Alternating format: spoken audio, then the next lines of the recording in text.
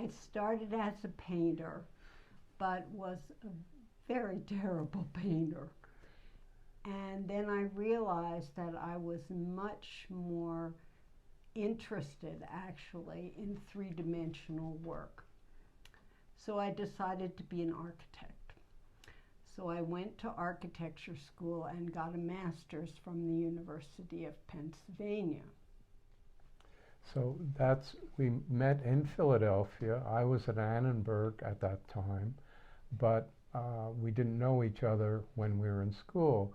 But we subsequently met, and at one point, Susanna had designed this play system for children, and the bicentennial came, and they wanted all of these play environments. So we did that together, and at that point, we decided to move out west because you had come to visit your friends, and we fell in love, like most people do, with the light and the environment.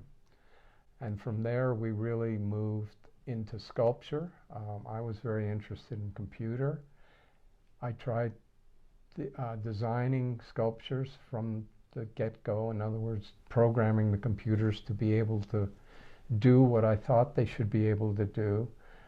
We were able to get a high-resolution storage-to computer, which was back in the, I guess, the mid-'80s, where it drew lines to lines as opposed to vectors, which are what our computers do now. Even though they're much higher resolution, it's still being drawn as lines, whereas this could draw like an oscilloscope from one point to another. And we ended up designing three-dimensional objects. And then we got involved with Woody and Stain of Wasulka, and they had a workshop that you attended. And that's when I fell down the rabbit hole into video. And it just brought everything together because it was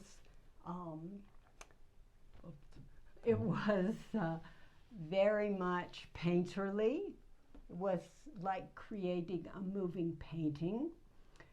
But we also, because of our experience in three dimensions, we wanted to take video out of the frame and not just have a projection on a wall, but to put it onto objects and into environments and installation.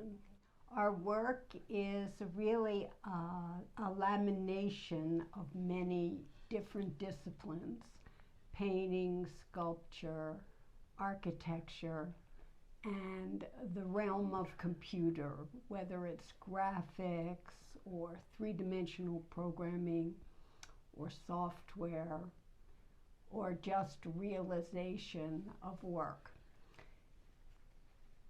And what we are particularly interested in addressing is the world around us.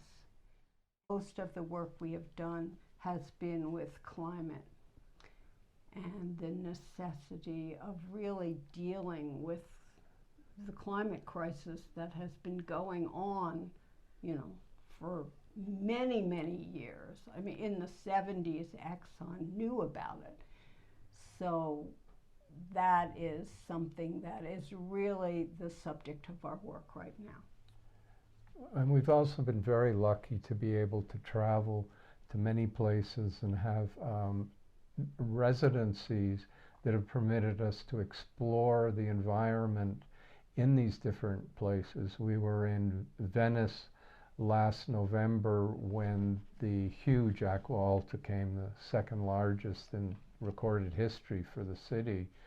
And you see the devastation that we're facing as we go forward into this world where things are just changing so quickly.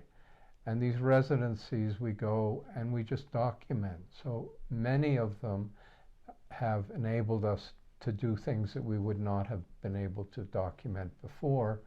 And also, we've done a series on bees here that were actually just done in Santa Fe, which involves what's happening to the bees and in terms of learning these tiny animals that are crucial to our food system, that somehow get ignored and turned into these industrial animals to try and pollinate the almonds in California, which are 80% of the almonds in the whole world. So it's a very interesting process in terms of just documenting, and Susanna does most of the videoing, and then we decide how we're going to take the images that we get and what sort of environment we want to put them on, because we really do feel that just projecting video on a wall